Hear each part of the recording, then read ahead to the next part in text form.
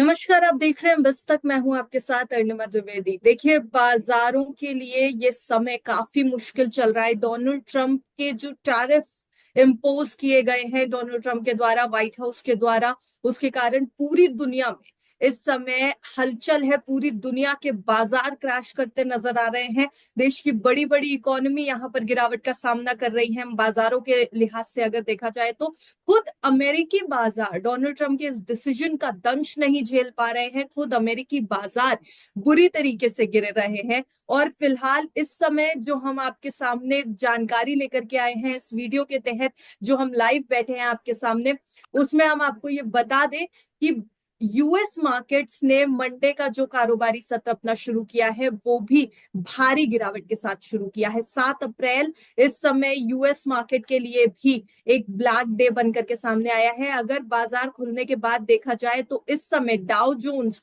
लगभग 4% टूट चुका है। S&P 500 का इंडेक्स 4.25% के आसपास गिरता दिखाई दे रहा है। नैस्डैक में 4.25% के आसपास गिरावट दिख रही है। और बाजार इस समय बुरी तरीके से टूटे हुए हैं अमेरिका के। यूएस मार्केट्स के ऊपर समझना है, यूएस मार्केट्स को पूरी यूएस मार्केट्स को पूरी तरीके से समझेंगे, यूएस मार्केट्स में क्या कुछ हो रहा है ये सब कुछ समझेंगे, क्योंकि इसे समझना बेहद जरूरी है। इस समय अगर यूएस मार्केट्स को नहीं समझा तो भारतीय बाजार की गिरावट को समझना थोड़ा मुश्किल हो जाएगा।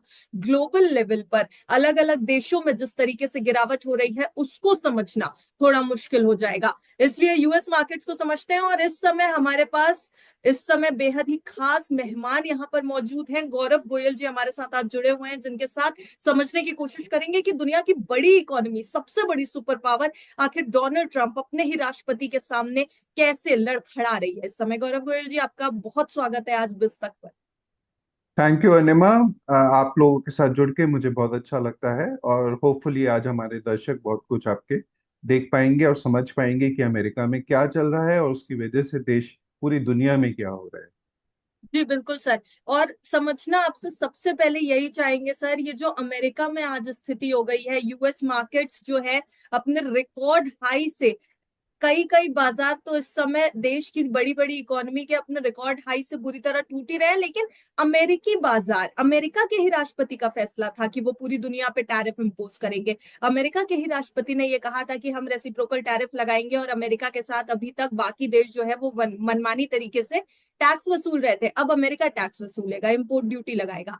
लेकिन अमेरिकी बाजार नहीं झेल पाई। 52 वीक लो पे इस समय नास्डैक है। नास्डैक में गिरावट, S&P 500 का 4.25% टूट जाना, डाउ जोन्स का बुरी तरीके से नीचे आ जाना क्या दिखा रहा है इस समय? क्या बेयर मार्केट आ गई है? नास्डैक, S&P 500 और डाउ जोन्स के डेटा ये कह रहे हैं। तो अनिमा, हमें ये पूरा का पूरा जो कुछ हो रहा है, चाहे नास्डैक में हो रहा है, चाहे डाउ जोन्स में हो रहा है या बाकी दुनिया में हो रहा है इंक्लूडिंग इंडिया में, ये बात हमें समझने की है कि हम्म। ये ट्रम्प के टैरिफ्स में जो उन्होंने स्टेप्स लिए हैं, और मैं इसे बोलता हूँ ट्रम्प का टैरिफ वॉर। इस टैरिफ वॉर में उन्होंने स्टेप्स लिए हैं जो उनका उद्देश्य गलत नहीं है। अमेरिका की जो फिस्कल डेफिसिट है वो आज की डेट में 7% ऑफ द जीडीपी है। और ये सस्टेनेबल नहीं है। At 7% of GDP it is just not possible कि अमेरिका जो है उसको रहने दे और मनी प्रिंट करता रहे और आगे की जनरेशन उसको भुगते। तो वो जो करना चाहते हैं वो बिल्कुल ठीक कर रहे हैं मेरे हिसाब से। 7% जीडीपी का फिस्कल डेफिसिट और साथ में 1.2 ट्रिलियन डॉलर्स का नेट डेफिसिट या डेट, ये बहुत बड़ा इशू है अमेरिका के लिए।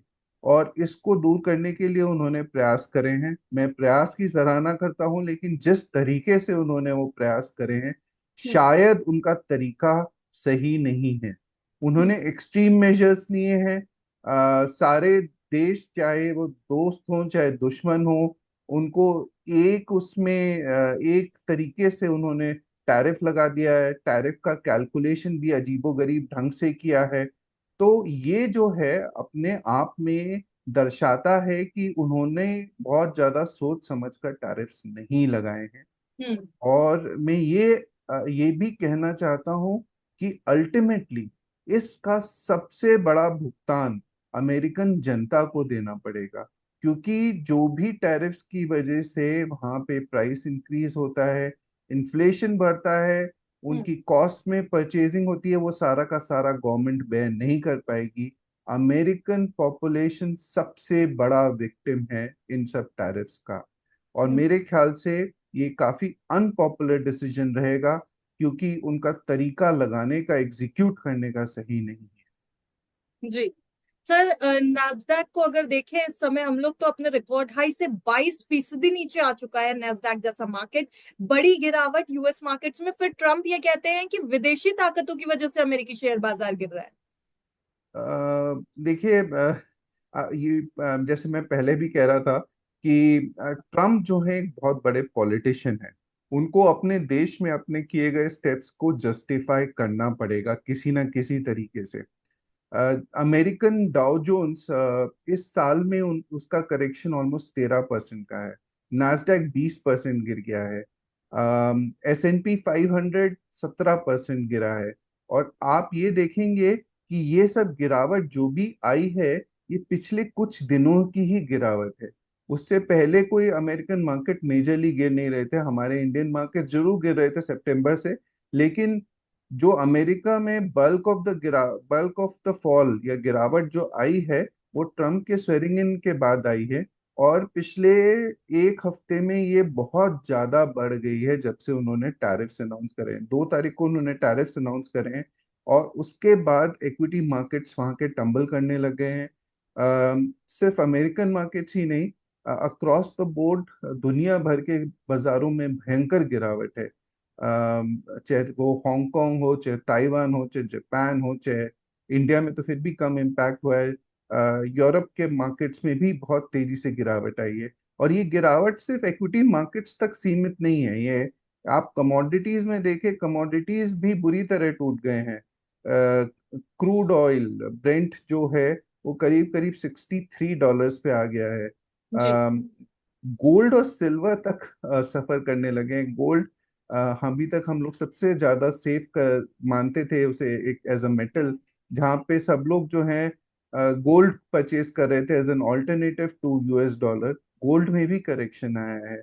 हम्म। बिटकॉइन जो है 76,000 पे आ गया है, $76,000 पर बिटकॉइन। और एक समय ये अभी कुछ समय पहले $107,000 पे के ऊपर चला गया था। सो आप ये देख रहे हैं कि अक्रॉस द बोर्ड सेलिंग हो रही है सारे एसेट क्लासेस में, और इसका सिर्फ एकमात्र रीजन है ट्रम्प के टैरिफ्स। जी, यानी सर कुल मिलाकर के अगर हम कहें कि ट्रम्प के अपने डिसीजंस जो है वो उनके अपने ही देश पर हावी हो रहे हैं, हार्म कर रहे हैं अमेरिका को, तो ये कहना शायद गलत नहीं होगा। सी मैं ये मानता हूँ कि जो वो कर रहे हैं वो बिल्कुल सही कर रहे हैं, और ये किसी ना किसी लेवल पे होना चाहिए। ये हम्म। बलून कभी ना कभी फटना था, आज फटा है। ये क्योंकि आप ट्रिलियंस ऑफ डॉलर्स का डेफिसिट लेके आगे नहीं चल सकते हैं, आपकी देश तरक्की नहीं कर सकता है। तो अमेरिका में एक डेफिनेट प्रॉब्लम थी, और इस प्रॉब्लम को पिछले कई दशकों से ये मतलब बिना एड्रेस किए चले ही जा रही थी, प्रॉब्लम बढ़ती ही जा रही थी। हर साल डेफिसिट ऐड पे ऐड होता जा रहा था। एंड आई मस्ट से कि कंट्रीज जो हैं, जो उनके अगेंस्ट ट्रेड डेफिसिट US जो रन करता था, जैसे चाइना हो गया, जैसे सबसे लार्ज कंट्रीज में चाइना, मेक्सिको, आयरलैंड आ गया, कुछ यूरोपियन कंट्रीज आ गई। इन इंडिया का भी ट्रेड सरप्लस है अगेंस्ट यूएस। तो ऐसी अगर हम 10 कंट्रीज टॉप देखें, तो बहुत बड़ा डेफिसिट रन करता है US। और इसको अ, इसीलिए मैं कह रहा हूँ कि उनका जो कहना चाह रहे हैं और करना चाह रहे हैं, जो उद्देश्य था वो बिल्कुल ठीक था, पर इनका तरीका सही नहीं है। ये एकदम से एक्सट्रीम मेजर्स लेके नहीं किए जा सकते हैं। और एक्सट्रीम मेजर्स का हर्जाना जो है, अमेरिकन जनता ऑलरेडी भुगतना शुरू हो गया। आज आपने देखा होगा, डिमॉन्स्ट्रेशंस हो रहे हैं US में। उनके सपोर्टर्स भी बहुत कुछ उनको क्रिटिसाइज कर रहे हैं। और मेरे को लगता है इसका ये खुद बहुत जल्दी रियलाइज करेंगे इस चीज को। आज तो ये खुद कह रहे हैं कि 50 देश हम लोगों के साथ ट्रीटी करना चाहते हैं, और हम लोग ये करना चाहते हैं, but it won't be that easy. China has already retaliated. Europe कह रहा है कि हम लोग सैंक्शंस लगाएंगे, मेरे को लगता है कि वो जरूर लगाएंगे। और भी बड़े देश हैं जो लगा सकते हैं। तो नेट नेट अमेरिका को इस तरह से एक्सट्रीम मेजर्स लेके फायदा नहीं बल्कि नुकसान ही होगा। जी बिल्कुल सर, आपने सही चीज मेंशन करी है। चाइना ने 34% टैरिफ लगा दिया है, रिटेलिएटरी टैरिफ है। उसके अलावा यूरोपियन यूनियन में आज बैठक भी हुई है बड़ी, और जर्मनी ने जो डोनाल्ड ट्रंप का एक पूरा फैसला है उसको एकदम बेबुनियाद और एकदम ही बेअसर फैसला करार दिया है। फिलहाल जर्मनी का ये कहना है कि ये जो फैसला है ये नॉनसेंस काइंड ऑफ फैसला है, ये नहीं होना चाहिए था। हालांकि दूसरे देश है, उनको ज्यादा टैरिफ लगने से फर्क पड़ रहा है, इसलिए वो नाराजगी जरूर जाहिर कर रहे हैं। लेकिन सर, चाइना के रिटेलिएटरी टैरिफ किस बात की ओर इशारा कर रहे हैं? क्या दूसरे देश भी ऐसा कर सकते हैं? क्या दूसरे देश भी अमेरिका के ऊपर अब रिटेलिएटरी टैरिफ लगाएंगे? तो इससे तो ट्रेड वॉर का खतरा और तेजी से बढ़ने लगेगा। और ट्रेड वॉर जहां तक है, हम ये मान के चल रहे हैं कि अमेरिका ने टैरिफ अनाउंस करते ही ट्रेड वॉर का आगाज कर दिया था, और चाइना ने इसके ऊपर अपने रिटेलिएटरी टैरिफ लगा करके इसको और तेज भड़का भी दिया है। तो अब क्या दूसरे देश भी ज्वाइन इन करेंगे? सो ये चाइना ने जो रिटेलिएटरी टैरिफ्स लगाए हैं, ये क्लियरली इंडिकेट करता है कि वो उसको इमीडिएटली कोई ड्रॉप नहीं करने वाले हैं, मतलब कोई पीसफुल नेगोशिएशन पे नहीं आने वाले हैं। इनफैक्ट उनका जो रिटेलिएटरी मेजर्स है उससे एक बात ये बिल्कुल क्लियर होती है कि they are ready for a war.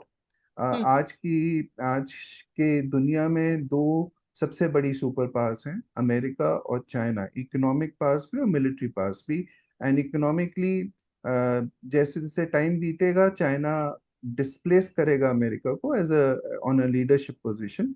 But ये होना था कुछ दशकों में प्रोबेबली। पर मेरे को ये लगता है कि जिस तरह से उन्होंने यूनिलैटरली टैरिफ्स लगाए हैं और जो अपने एलाइज पे भी लगाए हैं यूएस ने, तो ऐसा हो सकता है कि चाइना उनको कोर्ट करने की कोशिश करे दूसरे देशों को। और जब कोर्ट करने की कोशिश करेगा दूसरे देशों को तो उनके साथ अलायंसेस भी कर सकता है, और ये process of transition from US to China leadership का, ये हो सकता है फास्टन हो जाए प्रोसेस को। तो अमेरिका को मेरे हिसाब से तो एक बहुत ही डेंजरस पाथ पे चल दिया है और उसको उससे बचना चाहिए। जहां तक रिटेलिएटरी टैरिफ्स का और सवाल है दूसरे देशों का, ये बिल्कुल हो सकता है। आपने भी बताया जैसे कि यूरोप ऑलरेडी प्लान कर रहा है, उनकी आज मीटिंग हुई है। British prime minister has also said कि हम अपनी अपनी कंट्री को बचाने के लिए हमें जो भी कुछ करना पड़ेगा हम करेंगे। तो मेरे को लगता है कि ऐसा बहुत कुछ होगा, बहुत सारे देश रिटेलिएट करेंगे, कुछ पीसफुली मैनेज भी कर सकते हैं। मेरे को मालूम है कि इंडिया जो है एक कॉम्प्रिहेंसिव ट्रेड ट्रीटी साइन कर रहा है अमेरिका के साथ, नेगोशिएशन डिस्कशन चल रहे हैं उस पे। तो बहुत सारी कंट्रीज ऐसा कर भी सकती हैं। लेकिन नेट नेट मेरे को ये लगता है कि अमेरिका के लिए हानिकारक है पूरा प्रोसेस। जी। तो सर, लेकिन ऐसे में हमारी सरकार के पास क्या ऑप्शन है अगर देखा जाए तो? क्योंकि हम तो बायलेटरल ट्रीटी साइन करने जा रहे हैं, हमारी बायलेटरल ट्रीटी होनी ही है अमेरिका के साथ। हमारी सरकार के पास क्या ऑप्शन बचता है अमेरिका के इस टैरिफ के बाद? सी अर्निमा, देखिए इंडिया मेरे को लगता है जब डस्ट सेटल हो जाएगी, जब ये धीरे धीरे करके जो इमीडिएट रिएक्शन आता है इन सब चीजों के ऊपर, और उसके बाद का ये रिएक्शन जब बंद खत्म हो जाएगा, धीमा पड़ जाएगा, उस सिचुएशन के बाद हम ये रियलाइज करेंगे कि इंडिया एक नेट बेनिफिशियरी है इन टैरिफ्स का। हम्म। आप देखेंगे जो जिन मेजर इंडस्ट्रीज में हम एक्सपोर्ट करते हैं, उन इंडस्ट्रीज में जो है जैसे टेक्सटाइल्स हो गया, या और कुछ जैसे और इलेक्ट्रॉनिक प्रोडक्ट्स वगैरह हो गए, जहाँ पे दूसरे कंपीटिंग कंट्रीज जो हैं उनके ऊपर हायर टैरिफ्स लगे हैं इंडिया के मुकाबले। ऐसी सिचुएशन में जहां पर दुनिया एक चाइना का ऑल्टरनेटिव देख रहा है, India could be China plus one factor, और जहाँ पे कंपैरेटिवली टैरिफ्स कम है कंपीटिंग नेशंस के अगेंस्ट, तो इंडिया एक अल्टीमेटली एक मेजर बेनिफिशियरी हो सकता है। और इसके लिए अगर सरकार सही ढंग से मेजर्स ले और हमारी इंडस्ट्री एक एनिमल स्पिरिट दिखाए, तो मेरे को लगता है कि हम लोग जो हैं इसकी बहुत सिग्निफिकेंट एडवांटेजेस ले सकते हैं। और मेरे ख्याल से सरकार सही तरीके से अप्रोच भी कर रही है इसको। अभी तक आपने देखा होगा कोई कॉन्फ्लिक्टिंग स्टेटमेंट नहीं आया है गवर्नमेंट की तरफ से। जहां हम्म। यूरोप की तरफ से आ गया है, चाइना की तरफ से आ गया है। हमारी जी। गवर्नमेंट ने बहुत ही एक डिप्लोमेटिकली बहुत ही अच्छे ढंग से इसको हैंडल किया है। सो फार उन्होंने कुछ बोला भी नहीं है, और मेरे हम्म। ख्याल से वो वर्कआउट भी कर रहे हैं। ट्रीटी पे डिस्कशंस भी हो चुके हैं, आपको याद होगा मार्च के एंड में यूएस के बड़े सीनियर मिनिस्टर्स वहां से आए थे, एंड डिस्कशंस वर हैपनिंग। तो जी। मेरे को लगता है कि आने वाले समय में एक्सेलरेट होगा। एक दूसरी सबसे बड़ी बात यह है कि इंडिया इसके अलावा और कंट्रीज के साथ भी कॉम्प्रिहेंसिव ट्रेड ट्रीटी के बारे में बात कर रहा है, जो अब प्रोसेस एक्सेलरेट हो रहा है। तो हम्म। इंडिया एक तरफ तो अमेरिका के साथ अपना ऑप्शंस रख ही रहा है, जिसमें probably उनके साथ कॉम्प्रिहेंसिव ट्रीटी है। If that does not work out, may be retaliatory measures होंगे। और अगर तीसरा उन्होंने साइमल्टेनियसली एक अलग फ्रंट खोला है, जहां पे वो अलग कंट्री दूसरी कंट्रीज के साथ अपना जो है नेगोशिएशंस कर रहे हैं, और ट्रीटी और फ्री ट्रेड जोन्स के लिए आगे बातचीत कर रहे हैं। तो मेरे ख्याल से अगर इसको सही ढंग से अप्रोच किया जाता है, और मेरे को विश्वास है कि हमारी गवर्नमेंट अच्छे ढंग से अप्रोच कर पाएगी, at the end of the day हम लोग एक विनर की तरह निकल के आ सकते हैं इस प्रोसेस से। जी सर, लेकिन अगर ये टैरिफ वॉर भड़क जाती है तो इससे सबसे बड़ा असर ग्लोबल सप्लाई चेन पर पड़ने वाला है। क्या आप ये इसको किस तरीके से देख रहे हैं? इसके ऊपर क्या व्यू रहेगा? ग्लोबल सप्लाई चेन हिल जाएगी तो फिर तो सिर्फ अमेरिका या सिर्फ भारत या सिर्फ चीन की बात नहीं है, फिर तो हर देश की हर इकोनॉमी, और हमसे छोटी इकोनॉमीज भी हैं जिनसे हमारे ट्रेड रिलेशंस बेटर हो सकते हैं, इमर्जिंग मार्केट्स हैं, ये पूरी ग्लोबल सप्लाई चेन हिलने से सब पे असर आ जाएगा।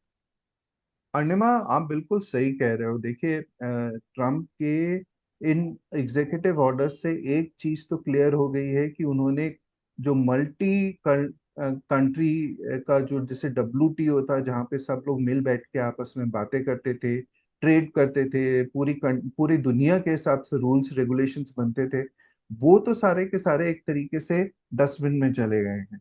और उसके उसकी जगह पर सेल्फिशनेस आ गई है, यानी कि हर कंट्री अपना मोटिव, अपना ऑब्जेक्टिव, अपने गोल सबसे आगे रख के दूसरी कंट्रीज के साथ बातचीत कर रही है। तो एक हम्म। बात तो ये क्लियर क्लियर हो गई है कि जो जहाँ पे सामंजस्य के साथ सब लोग को चलना था, वो अब नहीं रह गया है। और इसका क्या रिpercussion होता है, ये आने वाला समय ही बताएगा।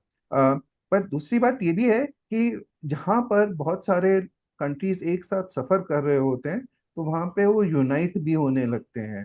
तो चाहे छोटी कंट्रीज हों, चाहे मैंने एक स्टेटमेंट पढ़ा था चाइनीज प्रीमियर जीपिंग का। उन्होंने बोला था कि dragon and elephant should come together, यानी कि चाइना और इंडिया एक को एक साथ आना चाहिए टेबल पे। तो ये स्टेटमेंट ऐसा कोई उन्होंने अचानक ही नहीं दे दिया, कुछ सोच समझ के ही बोला होगा, और टैरिफ्स इम्पोज होने के बाद बोला है। तो मुझे कहीं ना कहीं लगता है कि कंट्रीज, बाकी कंट्रीज अमेरिका के अलावा, वो सब भी इकट्ठा होके आपस में नेगोशिएशन करके अपने ट्रेड को बढ़ावा दे सकते हैं। वैसे भी इंडिया का जो ट्रेड है, ऐसा यूएस के साथ करीब 80-85 बिलियन डॉलर्स का है। और हम लोग जो है इंडिया एक विनिंग पोजीशन में इसलिए भी आ सकता है क्योंकि जो हम सरप्लस रन करते हैं, वो इजिली ट्रेड को बैलेंस किया जा सकता है। जैसे हम लोग डिफेंस की डील कर सकते हैं, या कुछ हम और छोटी मोटी चीजें करके हम आराम से उसको निगोशिएट कर सकते हैं। हमारा कोई सरप्लस इतना बड़ा नहीं है जिसको आराम से मैनेज नहीं किया जा सकता। हम ऑयल खरीद सकते हैं, अमेरिका के पास सरप्लस ऑयल है, हमें ऑयल की रिक्वायरमेंट है।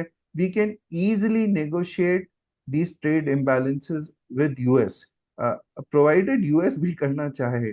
तो मेरे को लगता है आज की डेट में वो सिर्फ दबाना चाहते हैं, प्रेशराइज करना चाहते हैं। और पर मेरे को लगता है कि अगर हम स्मार्टली गेम खेलें, then we can be the ultimate winners. बाकी जहां तक बाकी कंट्रीज का सवाल है, जो कंट्रीज यूएस को बहुत ज्यादा एक्सपोर्ट करती थी, उनके लिए डेफिनेटली बहुत बड़ा प्रॉब्लम है, उनका सर्वाइवल का इशू है। फॉर एग्जाम्पल, वियतनाम जैसी एक छोटी सी कंट्री है, जो करीब $123 बिलियन का ट्रेड सरप्लस है उनका against US dollar, third largest. इसी तरह से मेक्सिको है, जो यूएस इकॉनमी को एक्सपोर्ट करके ही उनकी इकॉनमी अपने आप में जिंदा थी, और या सरवाइव कर रही थी, एक्सेल कर रही थी। और अब ऐसी सिचुएशन में जब टैरिफ्स लग गए हैं तो उनके लिए बहुत डिफिकल्टी आने वाली वाली है, और उनको भी और ऑल्टरनेटिव्स देखने पड़ेंगे। जी सर, यहाँ पर सबसे बड़ा सवाल इस समय, अभी आपने खुद ही पॉइंट आउट किया, नेगोशिएशंस का। वर्ल्ड रेडी टू नेगोशिएट, अगर पूरी दुनिया रेडी हो भी जाती है नेगोशिएट करने के लिए, तो क्या डोनाल्ड ट्रम्प नेगोशिएशंस करने के लिए तैयार है? क्योंकि डोनाल्ड ट्रम्प के शब्द तो ये हैं कि अब पूरी दुनिया हमारे पास आकर के नेगोशिएशन करेगी और हमें डील करने के लिए तैयार रहना चाहिए। तो यहाँ पे तो उनके दिमाग में डीलिंग्स चल रही हैं, उनकी तरफ से नेगोशिएशंस पर दूसरी कंट्रीज को कितनी तवज्जो दी जाएगी, कितना उनके टर्म्स एंड कंडीशंस देखे जाएंगे, या अपनी शर्तों पे करेंगे नेगोशिएशंस? क्या दुनिया नेगोशिएट करने आ रही है अब अमेरिका के पास?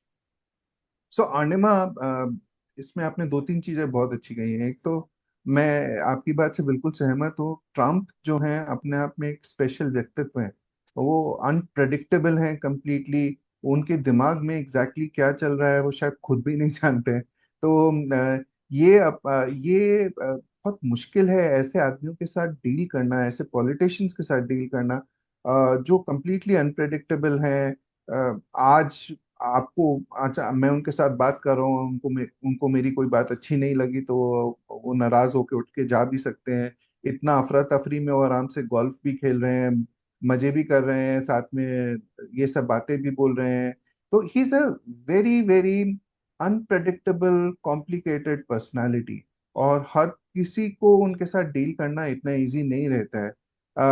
हालांकि मुझे ये लगता है कि वो भी समझेंगे धीरे धीरे, और अगर नहीं समझ में आ रहा है कि इस पूरे पूरे प्रसंग में अगर सबसे बड़ा कोई सफर कर रहा है तो अमेरिकन सिटीजन सफर कर रहा है और करेगा, क्योंकि उनको हर चीज महंगी मिलेगी और हर चीज में उनको एक्सेसिबिलिटी भी नहीं मिल पाएगी कुछ चीजों में।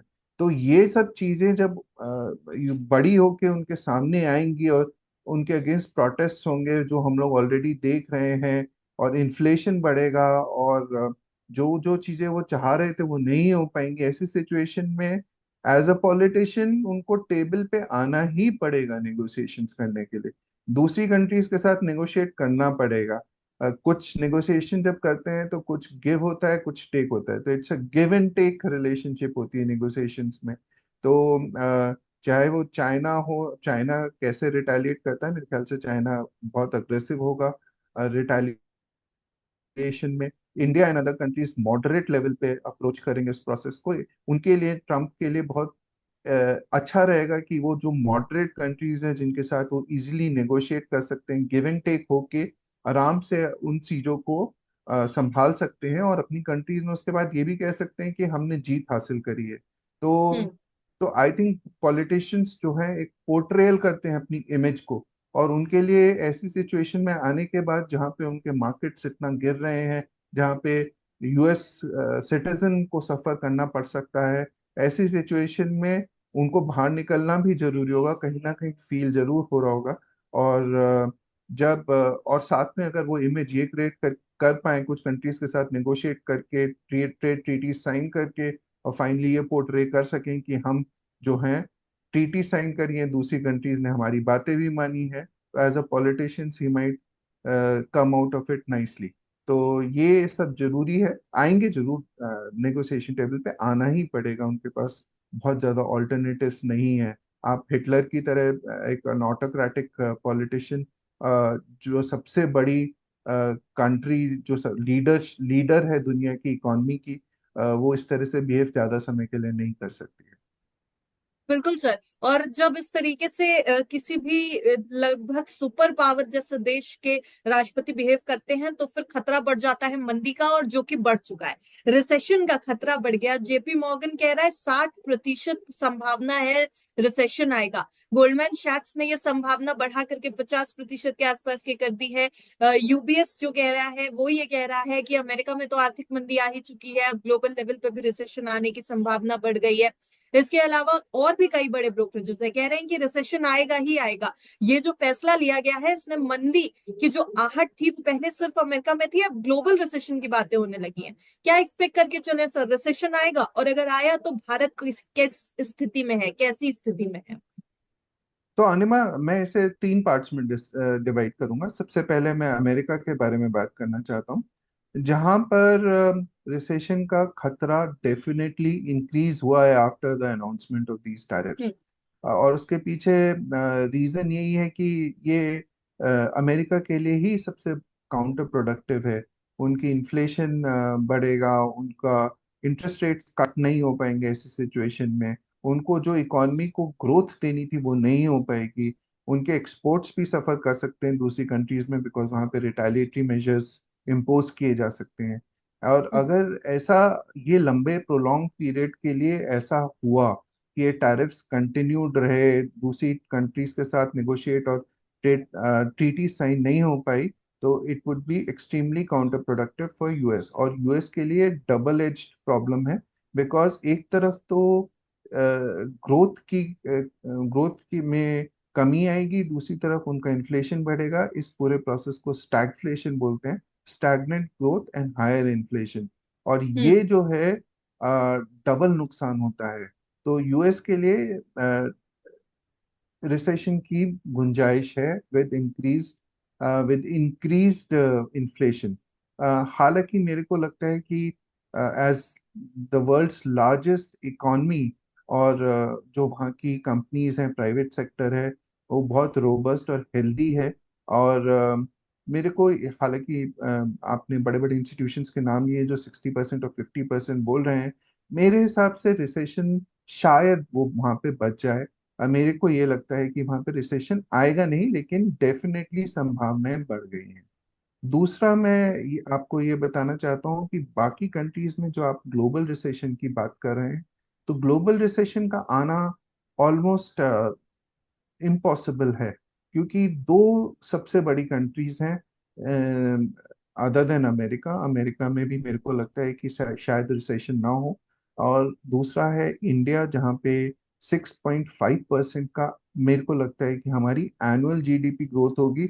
अगर हम ये मान के चलें कि अमेरिका के फुल टैरिफ्स इंडिया पे लगे रहते हैं, तो 6 to 6.5% की ग्रोथ फिर भी इंडिया में होगी। इसके हम्म। अलावा चाइना भी एक्सपेक्टेड है कि वो 4.5% की जीडीपी ग्रोथ से करेगा।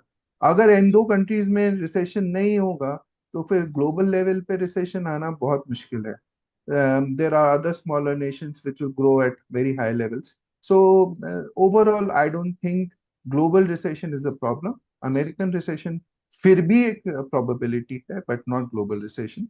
Thirdly, जी। इंडिया, जो इंडिया हमारी कंट्री है, वहाँ पे कोई probability नहीं है। I would give 0% probability to recession in India. India में रिसेशन नहीं आएगा, इस बात को मान के रखिए। हम कितने से ग्रो करेंगे, 6 से 6.5% से, या may be a little more, ये टाइम बताएगा। हम लोग इससे नीचे जाने की उम्मीद बहुत कम है। और जी। आरबीआई ने ऑलरेडी इंटरेस्ट रेट्स काटने शुरू कर दिए हैं। मेरे ख्याल से आप आरबीआई की मीटिंग हो रही है परसों, जी। उसका रिजल्ट आएगा, आप देखेंगे एक रेट कट और होएगा। तो मेरे को लगता है India will grow handsomely and will support global growth. जी सर, लेकिन यहाँ पर अमेरिकी बाजारों को और अमेरिकी इकोनॉमी को सबसे ज्यादा जरूरत है। जैसा कि हम पूरे इस समय डिस्कशन के दौरान ये बात कह रहे हैं कि अमेरिका का आम आदमी इस समय सफर करता हुआ ज्यादा दिख सकता है। तो क्या इस आम आदमी को राहत देने के लिए अब सेंट्रल बैंक अमेरिका का इंटरवीन करेगा? क्या फेड रेट कट करेगा? क्योंकि अगर एक तरीके से देखा जाए तो फेड का रेट कट करने का अनुमान अब ज्यादा बढ़ गया है, संभावना ज्यादा बढ़ गई है। हालांकि डोनाल्ड ट्रंप का कहने का तरीका थोड़ा सा फिर से कैजुअल हो गया फेड को।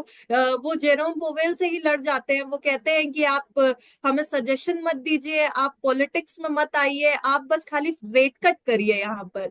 तो अब ये थोड़ा सा तरीका कैजुअल है, लेकिन अर्ज तो यही कर रहे हैं इस समय डोनाल्ड ट्रंप भी कि फेड को रेट कट करने की जरूरत है। कितनी जरूरत है और संभावना कितनी है कि रेट कट हो जाए? तो Donald Trump is the president, और वहाँ के अनडिस्प्यूटेड लीडर हैं। वो अपने आप को बादशाह समझते हैं वहाँ पे। और वो ये मान के चलते हैं कि जो मैं कहूँगा, ना सिर्फ अमेरिका उसको माने, बल्कि पूरी दुनिया उसकी बात को माने। ये होती है, ऑटोक्रेटिक स्ट्रीक है उनके अंदर। पर ये भी हमें समझने वाली बात है कि अमेरिकन फेड एक ऑटोनॉमस बॉडी है। वो सरकार के इशारे पे नहीं चलती है, वो अपना हम्म डिसीजन खुद लेती है। और उनके पास डिसीजन लेने के लिए बहुत सोचने वाले गंभीर विषय हैं। ट्रम्प ने तो टैरिफ्स लगा दिए हैं, बट उसका जो इन्फ्लेशन बढ़ेगा, इंटरेस्ट रेट कट करने से उससे उससे मुक्ति नहीं मिल पाएगी, उससे प्रॉब्लम और सीरियस हो जाएगी। क्योंकि हम्म अगर आप रेट कट करेंगे तो ज्यादा खर्चा होगा और इन्फ्लेशन और बढ़ जाएगा। हम्म इन्फ्लेशन को इन्फ्लेशन टारगेटिंग एक सेंट्रल बैंक का सबसे बड़ा ऑब्जेक्टिव होता है। ग्रोथ कम सेकंड, इन्फ्लेशन कम्स फर्स्ट। और मेरे को हम्म नहीं लगता है कि ऐसी सिचुएशन में जब इन्फ्लेशन का बढ़ने का बहुत बड़ा खतरा है, ऐसी सिचुएशन में फेड रेट कट आसानी से करेगा। और उनके ऊपर आप चाहे कितना भी प्रेशर डाल दो, मेरे को लगता नहीं है कि जेरोम पावल जो हैं वो इतनी आसानी से बच करेंगे, because it might be counter productive for US economy. और उनके वो एक समझदार सुलझे हुए इंसान है, वो इतनी आसानी से रेट कट नहीं करेंगे इस सिचुएशन में। जी सर, यहाँ पर अगर बात की जाए टैरिफ्स की, एक बार फिर से इंडिया की टर्म्स में बात करना चाहूंगी, क्योंकि आज जो अमेरिकी बाजारों ने अपना रंग अभी खुलते ही दिखा दिया है, उससे आज सुबह ही हम स्टॉक मार्केट क्रैश झेल करके खत्म किया है हमने आज का कारोबारी सत्र 7 अप्रैल का। और 8 अप्रैल को फिर से अब ये डर बैठ गया है कि जब खुलेंगे तो शायद एक नई गिरावट के साथ खुलेंगे, क्योंकि अमेरिकी मार्केट्स बहुत बुरी तरीके से टूटे हुए दिखाई दिए, अभी हमने शुरुआत में ही बता दिया। लेकिन अभी टैरिफ से डर ये कि चीन के ऊपर इतना टैरिफ लगा दिया, हमारे ऊपर चीन से कम टैरिफ लगाया है, लेकिन सर बात तो यहाँ पर ये है कि हम एक्सपोर्ट भी तो कम कर रहे हैं। तो क्या अब हम इसको अपॉर्चुनिटी की तरह देखें? क्योंकि अगर अपॉर्चुनिटी की तरह देखते हैं तो भारतीय बाजार के लिए ये एक बहुत बड़ी अपॉर्चुनिटी सामने आ गई है, फिर तो इस स्थिति में है कि मौके का फायदा उठाए। अनिमा, ये अपॉर्चुनिटी की तरह देखने वाली सिचुएशन नहीं है, अपॉर्चुनिटी बहुत बड़ी है हमारे सामने। हम्म और इसको कैपिटलाइज करना ही हमारी सबसे बड़ा अचीवमेंट होगा। हम इसको कैपिटलाइज कर सकते हैं, इसके लिए हमारी सरकार और इंडस्ट्री दोनों को प्रिपेयर्ड रहना पड़ेगा। क्योंकि हम्म ऐसे मौके बार बार नहीं आते हैं, जहाँ पे दुनिया में एक कंप्लीट केओस हो गया, कंफ्यूजन हो गया है। और ऐसी सिचुएशन में जहाँ पे चेस की टर्मिनोलॉजी में बोले कि हम लोग ऐसी पोजीशन में आ गए कि हम चेकमेट कर सकते हैं अगर हम सही चाल चलें। पर अगर हम लोगों ने अगर गलत चाल चल दी तो हमारा किंग भी डेंजर में आ सकता है, यानी कि हमारी इकॉनमी डेंजर में आ सकती है। अगर हम यहाँ पे कैपिटलाइज करना चाहें तो हमारे पास बहुत सारे आर्सनल में तीर हैं जिसको हम यूटिलाइज कर सकते हैं। हम आराम से अपना जो ट्रेड सरप्लस है अगेंस्ट यूएस, हम दूसरी कंट्रीज को की बजाय अमेरिका से परचेज ज्यादा कर सकते हैं। and ये ट्रेड इम्बैलेंस आराम से हैंडल किया जा सकता है। हम्म जहाँ तक स्टॉक मार्केट का सवाल है, हमारे स्टॉक मार्केट में करेक्शन हुआ है, हम्म बट अगर आप ये देखें तो लास्ट 3 मंथ्स और पर्टिकुलरली लास्ट 1 वीक में we are much better economy than many others. और हमारे स्टॉक मार्केट ने कहीं गुना बेटर परफॉर्म किया है। अगर आप रुपए की स्थिति भी देखें against dollar, it has corrected from highs of 87 plus to 85, hmm 85 plus now। तो और साथ में आरबीआई इंटरेस्ट रेट कम कर रही है। ऐसी सिचुएशन में मार्केट्स अब क्योंकि ऑलरेडी करेक्ट हुए हैं, अब 21,000 सम 22,000 के आसपास पे निफ्टी घूम रहा है। तो ऐसी सिचुएशन में वी आर हम लोग के पास करेक्ट होने का बहुत ज्यादा स्कोप नहीं है। तो मेरे को हम्म लगता है कि जो लॉन्ग टर्म इन्वेस्टर्स हैं, जो ऐसी सिचुएशन में ये पैनिक वाली सिचुएशन क्रिएट करने की कोशिश करी जा रही है, और जो इसमें फॉल कर जाएगा वो एक वर्लपूल की तरह घूमता रहेगा। लेकिन जो इस सिचुएशन को ठीक से देखें तो इन्वेस्टर्स को के लिए एक ह्यूज अपॉर्चुनिटी है मनी मेकिंग के लिए। हम लोग आप अगर बैंकिंग फाइनेंशियल सेक्टर देखें तो वहां पे it is deeply under valued and उनका कोई हम्म एक्सपोजर भी नहीं है टू ग्लोबल ट्रेड। तो ऐसे बहुत सारे सेक्टर्स हैं जहाँ पे there is huge amount of opportunity. For example banking financial, जैसे मैंने आपको बताया, हम्म इंटरेस्ट रेट्स भी कम जी होने वाले हैं जैसे मैं आपको बता रहा हूँ। ऐसी हम्म सिचुएशन में अगर आपका इन्वेस्टर एक तरीके से इसे अपॉर्चुनिटी की तरह देखे, लॉन्ग टर्म व्यू रखे, एक साथ सारा पैसा ना लगा के ट्रांचेस में इन्वेस्टमेंट करे, और भरोसा रखे कि Indian economy will do extremely well, I think there are tons of opportunity, tons of money, tons of wealth to be created in Indian markets. You just need to have faith, belief और अपने ऊपर विश्वास रख के ये headlines पे ना जाके और मेथोडिकल इन्वेस्टिंग का अप्रोच रख के आप बहुत पैसे बना सकते हैं। सही कंपनी ढूंढिए, सही प्रमोटर्स ढूंढिए, सही विजन रखिए अपना, और लॉन्ग टर्म थिंकिंग रखिए, पैसे बहुत बनेंगे। आप निराश नहीं होंगे। आप 5-10 साल का हिसाब से सोच के चलिए। इंडिया जैसी ग्रोथ किसी और कंट्री में आपको नहीं मिल सकती है। गोल्डन पीरियड है इंडिया के लिए। सर गोल्डन पीरियड जरूर होगा इंडिया के लिए, हम ये एक्सपेक्टेशन जरूर लेकर के चल रहे हैं, क्योंकि इकोनॉमी को इस समय बूस्ट की भी जरूरत है, ना सिर्फ ग्लोबल इकोनॉमी को पर इंडियन इकोनॉमी को भी। लेकिन जाते जाते एक आखिरी सवाल सर, बाजार को लेकर के बहुत कंसर्न है। किस बड़े बड़े शेयर्स का नाम ले लीजिए आप, किस कंपनी का शेयर नहीं टूट गया है इस समय डोनाल्ड ट्रंप के इस टैरिफ वॉर के बाद। और आज टाटा मोटर्स की जो कंपनी है जेएलआर, जिनके साथ टाटा मोटर्स इंडिया में कारोबार करती है, उन्होंने कह दिया हम अमेरिका में अपनी गाड़ियां ही नहीं भेजेंगे जब तक ये टैरिफ वाली चीजें सॉर्ट आउट नहीं हो जाती हैं। तो टैरिफ के कारण अब वो कह रहे हैं कि हम गाड़ी नहीं भेजेंगे, उसकी वजह से टाटा मोटर्स लगभग 10% तक टूटता नजर आया। रिलायंस जैसी कंपनी जिसने गिरते बाजार में, करेक्ट होते बाजार में संभाला हुआ था बाजार को एक हद तक, आज वो टूट गई, अपने 52 वीक लो पे आ गई। ऐसे बड़े शेयर्स जिसमें आम इंसान थोड़ा भरोसा करके निवेश करता है, इन शेयर्स का अब क्या करें सर? अभी इनसे दूरी बना के रखें क्या? सो अर्निमा, मार्केट में इम्परफेक्शंस हमेशा आते रहते हैं। हम्म। मार्केट में जब भी कोई इस तरह का इवेंट होता है, और ये पहली बार कोई इवेंट नहीं हो रहा है।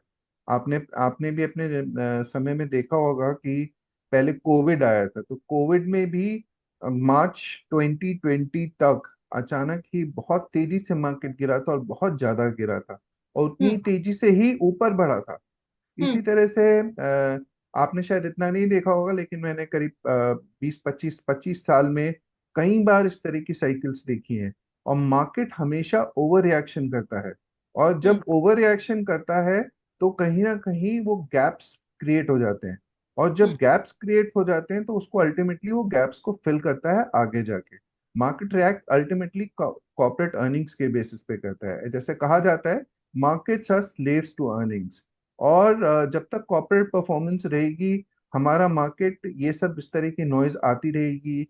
आज ट्रम्प टैरिफ्स हैं, पहले इलेक्शंस थे, उससे पहले मॉनसून था, उससे पहले कुछ और था, वॉर्स थे, उससे पहले रशिया यूक्रेन का चल रहा था, मिडिल ईस्ट का चल रहा था, उससे पहले यूएस में इलेक्शंस। मतलब तमाम तरह की चीजें हैं जो चलती रहेंगी, और आगे भी आने वाले समय में कुछ ना कुछ लगा ही रहेगा।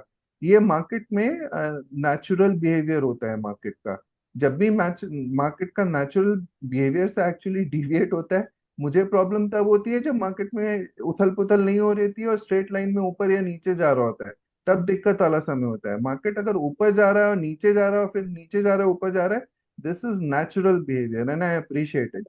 और मार्केट में जब भी करेक्शन आता है, एटलीस्ट मैं और मैं अपने जितने इन्वेस्टर्स को यही कहता हूँ कि हमें घबराना नहीं चाहिए, मार्केट को अपॉर्चुनिटी देखनी चाहिए। अगर आप मार्केट में उतार चढ़ाव से घबराते हैं, I think you are in the wrong place. आपको मार्केट में होना ही नहीं चाहिए, इक्विटी मार्केट्स में। हम्म। मैं आपको ये विश्वास के साथ बताता हूँ, ये कोई आखिरी बार नहीं हुआ है कि मार्केट में इस तरह का गिरावट आई है। और हम्म। मेरे हिसाब से तो 12-15% की गिरावट कुछ होती ही नहीं है इक्विटी मार्केट्स में। हमारा निफ्टी अभी 15% गिरा है ओवरऑल अपने पीक से। हम्म। और पीक से 15% गिरावट कुछ भी नहीं होती है मार्केट में। और हम्म। जो इन्वेस्टर्स इस समय उस चीज से घबरा रहे हैं, उनको घबराने की बजाय इससे लेसन लेना चाहिए। और लेसन लेना चाहिए कि markets are meant for long term investing, और मार्केट्स में उतार चढ़ाव निश्चित है। जो आपने स्टॉक्स का जिक्र किया है, बड़ी बड़ी कंपनीज, चाहे रिलायंस हो गया है, चाहे टाटा मोटर्स हो गया है, या इवन कुछ बैंक्स, आज कुछ बैंक्स भी करे, आईसीआईसीआई बैंक में भी आज जैसे स्टॉक में भी करेक्शन आया है, जिसका इन सब चीजों से लेना कोई रिलेशन ही नहीं है। ट्रम्प हम्म। टैरिफ्स का आईसीआईसीआई बैंक से कोई लेना देना नहीं है, मतलब हम्म। Almost negligible. तो ऐसी सिचुएशन में करेक्शन होना, ये तो ओवर रिएक्शन ही हुआ ना। तो हम्म। अल्टीमेटली जब मार्केट में डस्ट सेटल हो जाएगी, ये सब चीजें भी अपने आप ही सेटल हो जाएंगी। हाँ, ऑफ कोर्स मेरे को लगता है कुछ स्टॉक्स जो जिनका एक्सपोजर है, जैसे आपने टाटा मोटर्स का नाम लिया, तो टाटा मोटर्स का ऑब्वियसली यूएस में एक्सपोजर है, and they are one of the sectors and the company which needs to be avoided. इसी तरह हम्म। से टेक्नोलॉजी शेयर्स हैं, शायद आज की डेट में हम लोग को कुछ समय वेट कर सकते हैं, let market takes its own course. But जो इंडिया फेसिंग सेक्टर्स हैं और इंडिया फेसिंग कंट्रीज हैं, मेरे ख्याल से अगर उसमें करेक्शन हो रहा है तो उसमें एक डेफिनेट अपॉर्चुनिटी बनती है to get going into the markets and make some money. जी। और सर, चलते चलते मैं ये भी बता दूं कि यूएस मार्केट्स जो हैं वो रिकवर कर रही हैं। हमने जब शुरुआत की थी तो 4.25-4.5% की गिरावट देख रहे थे।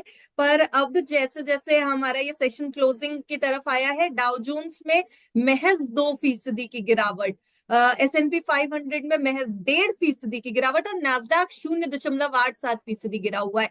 लगभग 1% के आसपास की गिरावट है। तो यूएस मार्केट्स मुझे लग रहा है रिकवर कर जाएंगी कल जब हमारा बाजार खुलेगा।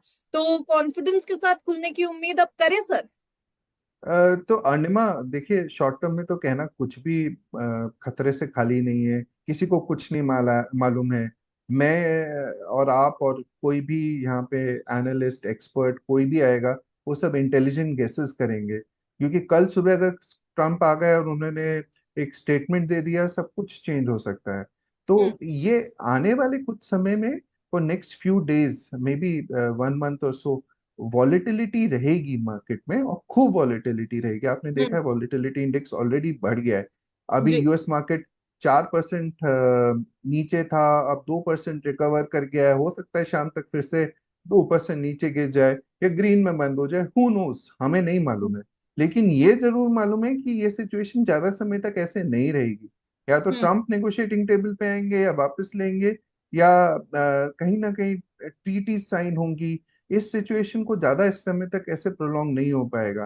तो और खासकर इंडियन मार्केट्स, जैसे मैंने आपको बताया, वी आर ब्यूटिफुली प्लेस्ड, और अगर हमने अपने कार्ड सही ढंग से खेले तो हम लोग अल्टीमेट विनर हो सकते हैं। जहां तक कल का सवाल है, परसों का सवाल है, मुझे नहीं मालूम है, क्योंकि कल क्या होगा या परसों क्या होगा। लेकिन ये जरूर है कि कुछ की इवेंट्स आ रहे हैं, जैसे यूएस आरबीआई की मॉनेटरी पॉलिसी है, उसका जी। आउटकम होगा जहाँ पे इंटरेस्ट रेट्स कम होंगे, which is all hmm. positive for India. And I think हमारी economy is doing very well. थोड़ा बहुत अगर इससे फुल ब्लोन टैरिफ वॉर से थोड़ा बहुत इम्पैक्ट भी आ सकता है, we would still be one of the largest economies, fastest growing economies in the world. तो इंडिया के इन्वेस्टर्स तो खासकर दे शुड, अगर ध्यान से सोचें, रीजनिंग करके सोचें, they should rejoice, don't panic, in it's time for investment. जी। तो फिलहाल पैनिक ना करने की सलाह तो निवेशकों को है ही। इसके साथ ही साथ फिर अब इस शो को यहीं पर हम एंड करेंगे।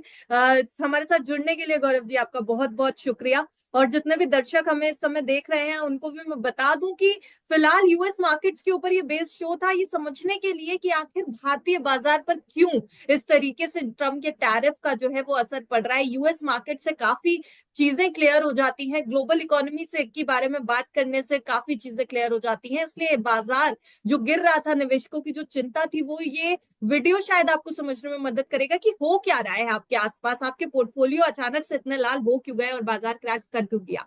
गौरव गोयल जी, हमारे साथ जुड़ने के लिए आज आपका बहुत बहुत शुक्रिया। Thank you Anima, thank you once again.